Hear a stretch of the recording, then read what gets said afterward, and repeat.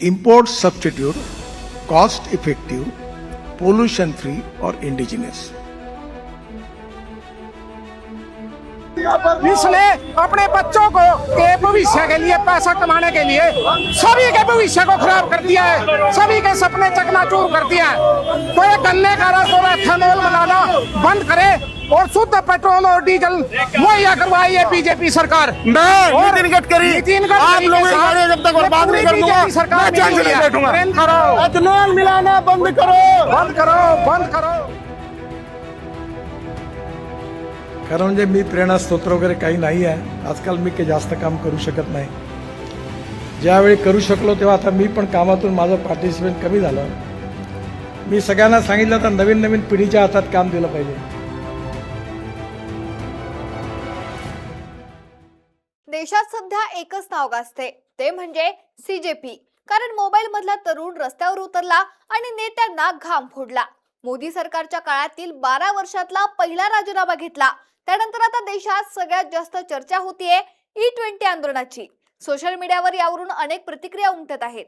गडकरींवर टीका होतीये, त्यामुळे गडकरींनी आता गिअर बदललाय का अशा चर्चा सुरू आहेत।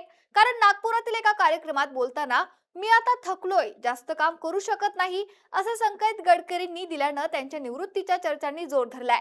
नमस्कार, मी निकिता, आपण पाहतायत LS मराठी। केंद्रीय रस्ते वाहतूक आणि महामार्ग मंत्री नितीन गडकरी यांनी नागपूर जिल्ह्यातील काटोल जवळील पारडसिंगा येथील एका जाहीर कार्यक्रमात बोलताना राजकीय आणि सार्वजनिक जीवनातून हळूहळू बाजूला होण्याचे अत्यंत सूचक संकेत दिले आहेत। काटोल येथील सती अनसोया माता देवस्थानात आयोजित एकलव्य एकल विद्यालय शिक्षक पर्यवेक्षक प्रशिक्षण वर्गाच्या समारोप समारंभात त्यांनी हे खळबळजनक वक्तव्य केलंय।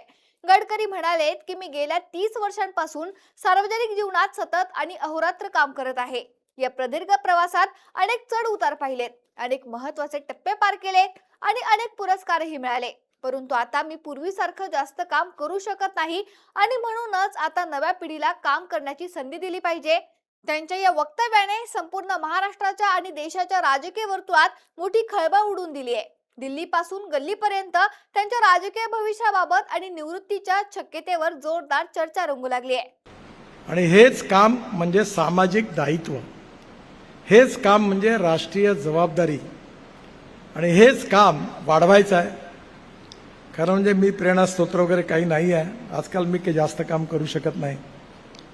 ज्यावेळी करू शकलो तेव्हा आता मी पण कामातून माझं पार्टिसिपेट कमी झालं। मी सगळ्यांना सांगितलं तर नवीन नवीन पिढीच्या हातात काम दिलं पाहिजे। नवीन लोक आलेत, जुने त्यांना मार्गदर्शन करतात आहेत आणि हळूहळू पुन्हा काम वाढतं आहे आणि वाढलेल्या कामामध्ये आता अजून जास्त वाढतं आहे आणि एक दिवस हे काम एवढं वाढेल की महाराष्ट्रातल्या एकही आदिवासी गावामध्ये अंधार राहणार नाही, तिथे विकासाचा प्रकाश निर्माण होईल। हा संपूर्ण घटनाक्रम आणि गडकरींचे बदललेले सूर केवळ वयाच्या कारणात सवारलेले नाहीयेत, तर त्यामागे अलीकडच्या काळात देशभरात गाजलेल्या आणि अत्यंत वादग्रस्त ठरलेल्या इथेनॉल इंधनाचा मुद्दा कारणीभूत असल्याचे बोलले जाते। केंद्र सरकारने देशात लागू केलेल्या 20% इथेनॉल मिश्रित पेट्रोल म्हणजेच E20 इंधन धोरणामुळे सर्वसामान्य वाहनधारकांच्या गाड्यांचं प्रचंड नुकसान होत असल्याच्या तक्रारी देशभरातून समोर येत होत्या। विरोधी पक्षांनी विशेषतः काँग्रेसने या मुद्द्यावरून गडकरींना थेट लक्ष करत त्यांच्या राजीनाम्याची मागणी केली होती आणि या संपूर्ण धोरणाला मोठा घोटाळा म्हणून संबोधलं होतं। या पार्श्वभूमीवर संसदेत आणि जाहीर मुलाखतींमध्ये बचावात्मक पवित्रा घेतल्यानंतर गडकरींनी काटोलमधील भाषणात घेतलेली माघार आणि व्यक्त केलेली हतबलता ही त्यांनी इथेनॉल टीकेनंतर बदललेल्या गिअर आणि थेट राजकीय संन्यासाची केलेली पूर्वतयारी असल्याचं राजकीय विश्लेषकांचं मत आहे।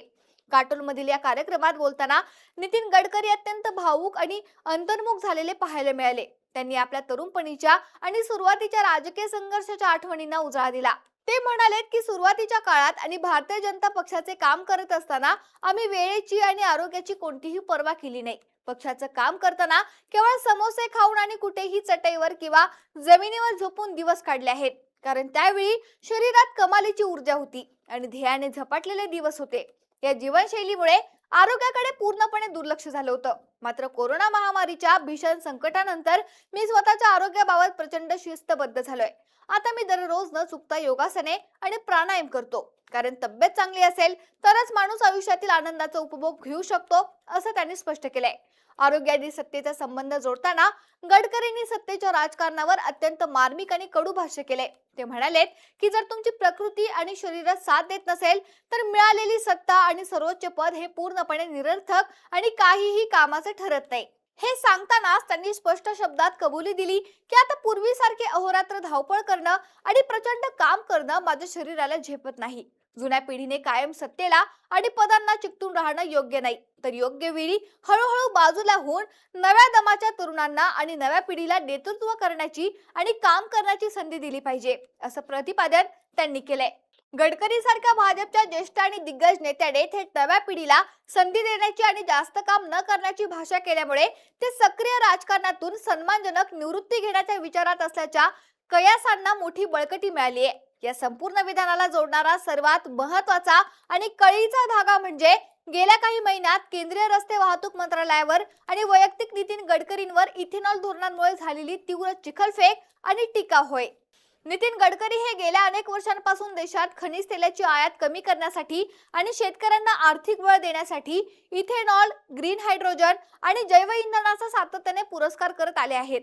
मात्र केंद्र सरकारने देशभरात E20 पेट्रोल सक्तीचं केल्यानंतर वाहनधारकांमध्ये प्रचंड असंतोष निर्माण झाला. अनेक दुचाकी आणि चारचाकी वाहनांचे इंजिन खराब होणं, मायलेज कमालीचं घटणं आणि वाहनांचे अंतर्गत सुटे भाग गंजणं अशा स्वरूपाच्या गंभीर तक्रारी ग्राहकांनी मोठ्या प्रमाणावर केल्या. या तांत्रिक समस्येमुळे लाखो वाहनधारक त्रस्त झाले आणि सोशल मीडियावर इथेनॉल धोरणाविरोधात आणि गडकरींच्या भूमिकेवर तीव्र आक्षेप घेणारी मोठी मोहीम उभी राहिली. या असंतोषाचा राजकीय फायदा उठवत विरोधी पक्षांनी नितीन गडकरींना कोंडीत पकडण्याची एकही संधी सोडली नाही. महाराष्ट्र प्रदेश काँग्रेस कमिटीच्या नेत्यांनी आणि विविध ग्राहक संघटनांनी थेट पत्रकार परिषदा घेऊन गडकरींवर गंभीर आरोप केले.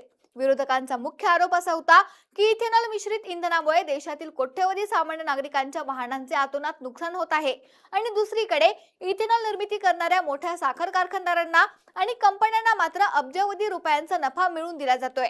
विरोधकांनी या धोरणाला थेट इथेनॉल घोटाळा असं नाव दिलं आणि ज्याप्रमाणे नीट परीक्षा पेपरफुटी प्रकरणात नैतिक जबाबदारी स्वीकारून केंद्रीय मंत्र्यांच्या राजीनाम्याची मागणी झाली होती, त्याच धर्तीवर गडकरींनी देखील आपल्या पदाचा राजीनामा द्यावा अशी आक्रमक मागणी लावून धरली आहे. टीकेची ही धार एवढ्यावरच थांबली नाही, तर विरोधकांनी गडकरींच्या कुटुंबालाही या वादात ओढले. नितीन गडकरी यांच्या मुलांची आणि नातेवाईकांची विदर्भातील साखर कारखाने आणि इथेनॉल निर्मिती प्रकल्पांमध्ये व्यावसायिक गुंतवणूक असल्याचा मुद्दा उकरून काढण्यात आलाय. आपल्या कुटुंबाच्या व्यावसायिक फायद्यासाठीच गडकरी संपूर्ण देशावर इथेनॉल मिश्रित इंधनाची सक्ती करत आहेत आणि इथेनॉलचे समर्थन करत आहेत असा अत्यंत गंभीर आणि वैयक्तिक आरोप त्यांच्यावर करण्यात आलाय.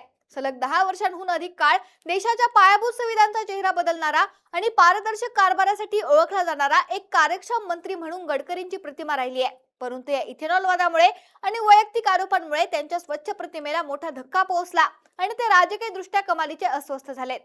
या वाढत्या दबावानंतर नितीन गडकरी यांनी थेट संसदेत आणि सार्वजनिक माध्यमांमध्ये बचावात्मक भूमिका घेत आपल्या खात्याचा आणि या धोरणाचा थेट संबंध नसल्याचं स्पष्ट करत मोठा पवित्रा बदलला होता.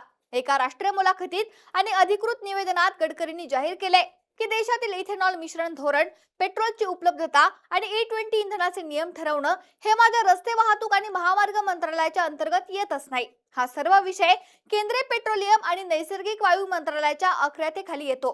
त्यामुळे वाहनधारकांच्या तक्रारी किंवा इथेनॉलच्या शुद्धतेबाबतचे निर्णय पेट्रोलियम मंत्रालयाने घेणं अपेक्षित आहे, असं सांगत त्यांनी या वादातून स्वतःला बाजूला करून घेण्याचा आणि खांदे झटकण्याचा प्रयत्न केला होता. मात्र तरीही त्यांच्यावरील आणि त्यांच्या कुटुंबावरील आरोपांची मालिका काही थांबली नाही. इथेनॉल धोरणावरून चौफेरकोंडी आणि त्यातूनच भाजपच्या अंतर्गत वर्तुळात केंद्रीय मंत्रिमंडळाचा संभाव्य विस्तार आणि फेरबदलांची सुरू असलेली जोरदार चर्चा या सर्व राजकीय गणितांमुळे गडकरींवर मानसिक ताण वाढला असावा असं मत राजकीय वर्तुळातून व्यक्त केले जाते. 2014 पासून पंतप्रधान नरेंद्र मोदी यांच्या नेतृत्वाखालील सरकारमध्ये नितीन गडकरी हे अत्यंत महत्त्वाचे आणि वजनदार मंत्री म्हणून कार्यरत राहिले आहेत. त्यांनी देशातील राष्ट्रीय महामार्गांचे जाळे अत्यंत वेगाने विस्तारले आणि हायवे मॅन ऑफ इंडिया अशी ख्याती मिळवली.